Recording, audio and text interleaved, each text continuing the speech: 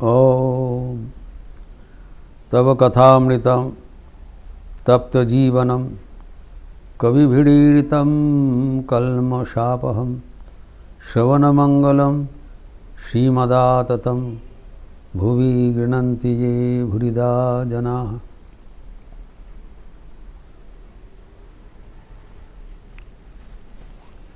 श्री रामकृष्ण के अद्भुत अद्वैत अनुभूति का बात चल रहा था। हम लोग देखे हैं श्री रामकृष्ण के जीवनी में उल्लेखित है कि अद्वैत भाव में पहुंचने के उपरांत जब उनके अद्वैत बोध प्रतिष्ठित हुआ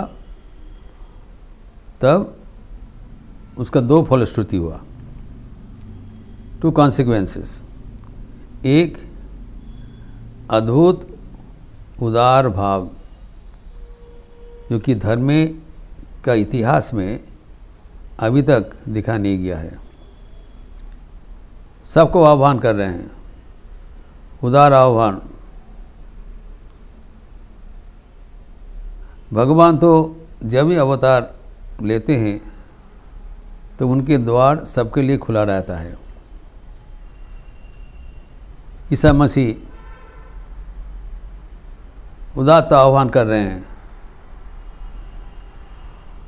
जो दुखी है, जिसके गम है, सब आ जाओ, without any discrimination. Come all ye that are heavily laden, come on to me, I will give you rest. मेरे पास आ जाओ, मैं तुम्हें विश्राम प्रदान करूंगा। लेकिन इस बार जो आह्वान हुआ था वो एक बिंदु पर रहते हुए आह्वान नहीं किया।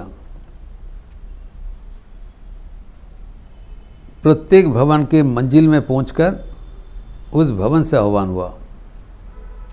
प्रत्येक धर्ममत स्वयं के जीवन में पालन करते हुए उनका यथार्थ प्रदान किया। He has authenticated all the varieties of approaches to God। और एक ही बिंदु पर पहुंचने के बाद उनका दो फलश्रुति में प्रथम अद्भुत उदार भाव। उदार भाव किसके लिए? कहते हैं जो ईश्वर को चाहेंगे उसके लिए हमारा आह्वान। इसीलिए कहा जो व्याकुल होकर ईश्वर को पुकारेगा उसको यहाँ पर आना ही पड़ेगा, क्योंकि goal is one, destination is one, और वहाँ पर ठाकुर विराजमान है। और दूसरा जो फलश्रुति जिसके बारे में हम अभी चर्चा करने वाला हूँ वो है उनका अवस्थान। द्वैत और अद्वैत का बीच में वो अवस्थान करती है। ही remains in the threshold of duality and non duality.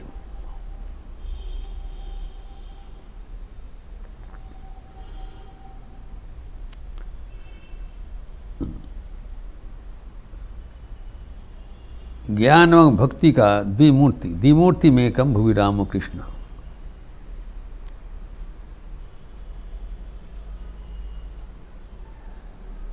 तो ये जो समांतराल, जो सीमांतराल, सीमांत है, सीमांत मतलब end of duality and beginning of non duality का जो थ्रेशोल्ड है, सीमा है, वहाँ पर विचरणशील द्वैत भूमि में है और बिंदु मात्र उद्दीपन से छलांग से अद्वैत में चले जाते थे। उनका जीवन प्रत्यक्ष करते हुए जो उनके पार्षदगण, ये उल्लेख किया है शारदानंद प्रमुख। हम भी देखते हैं,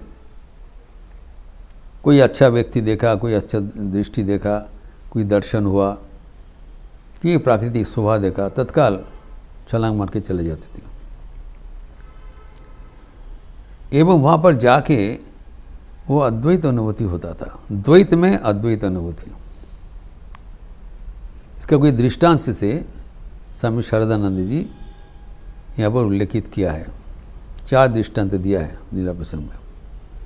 प्रथम दृष्टांत से में कहा है कि दक्षिणेश्वर में बृहद प्रांगण था, तो एक बार वर्षा ऋतु के उपरांत बहुत पानी हुआ, बहुत घास हो गया। 3 लोग ज़मीन में कुछ खेती करना चाहा। खेती करने के लिए तो घास उठाना पड़ेगा। एक 12 कार्य था।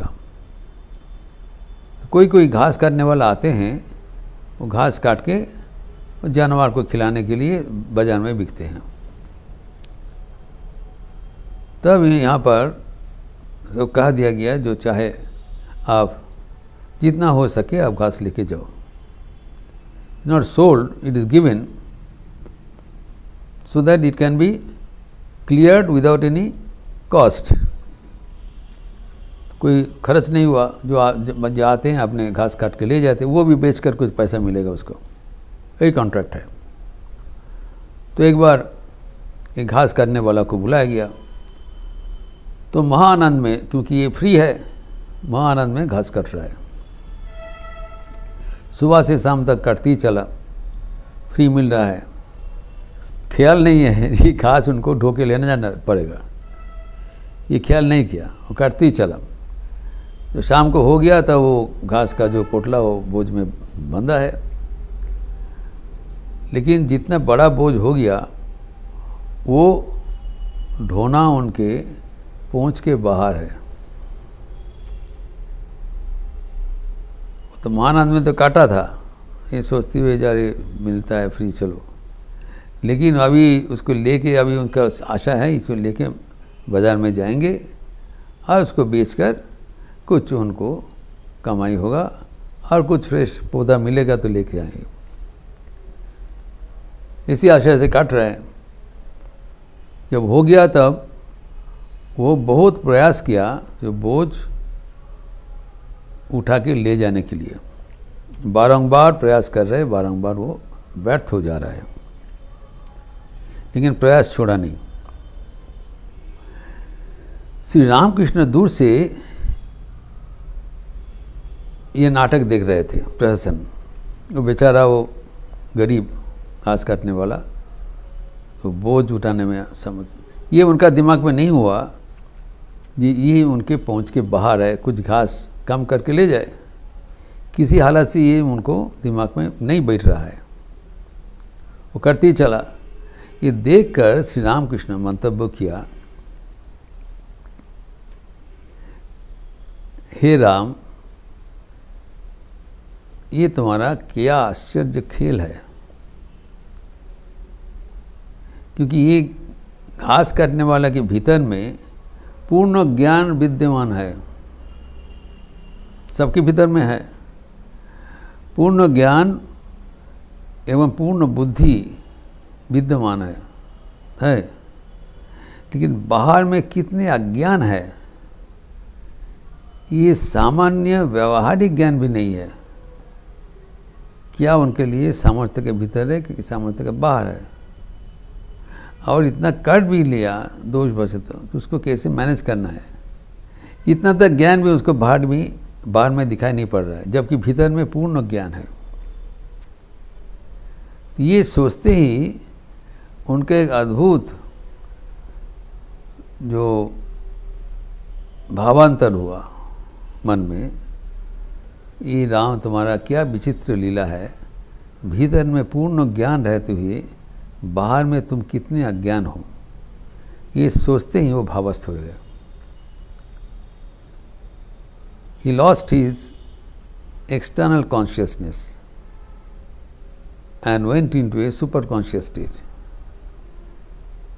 ज्ञान लोप हो गया मतलब अज्ञान नहीं हुआ, लेकिन जो अति चेतन अवस्था में चले गए, जो भगवान लाभ करने से जिस अवस्था में पहुंचते हैं उस अवस्था में चलकर अद्वैत अनुभूति में प्रतिष्ठित हो गए। ये थोड़ा सी उद्दीपन, simple instigation pushed him to the realm of the अद्वैत।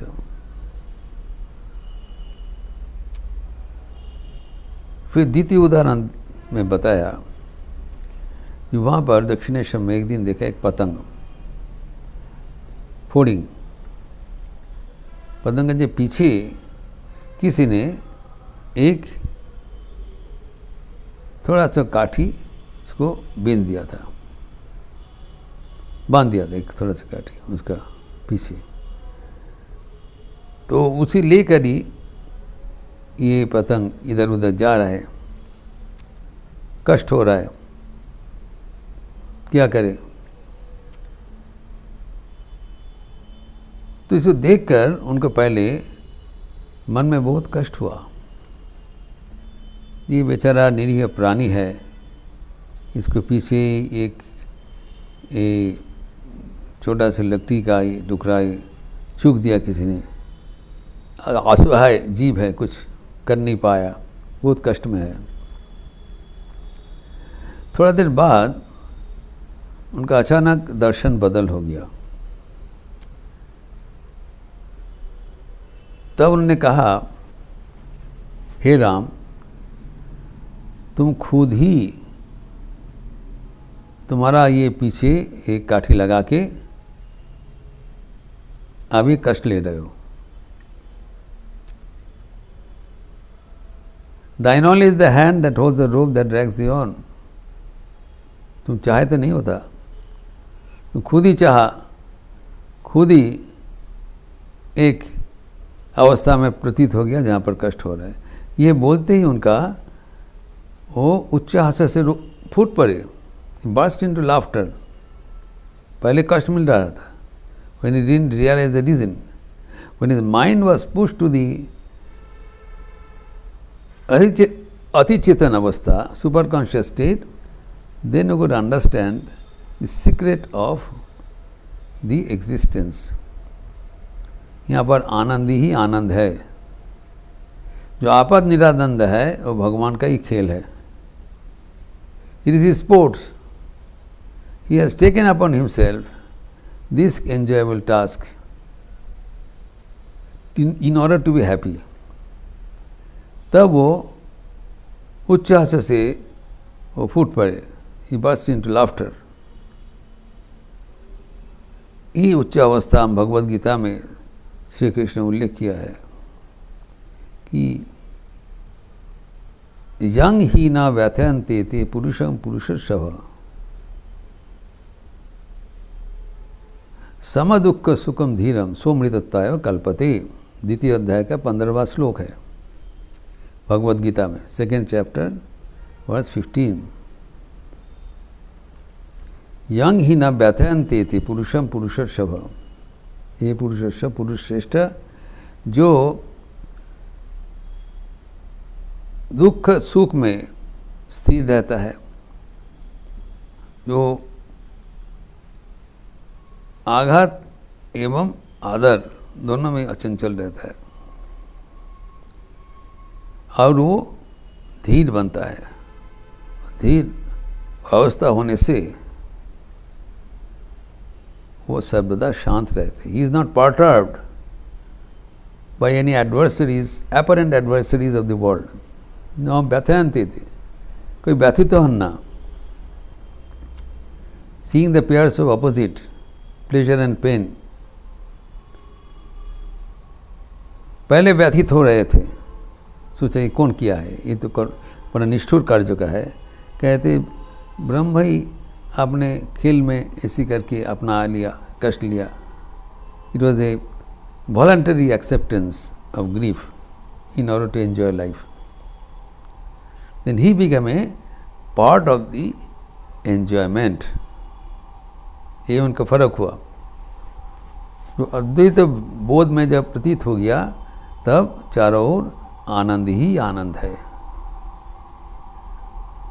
इसी तरह और भी दो अनूठा दृष्टांत दिया है जो उनके ठाकुर के वेदांत बोध व्याख्यान करने के लिए, जिसका चर्चा हम अगले दिन करेंगे।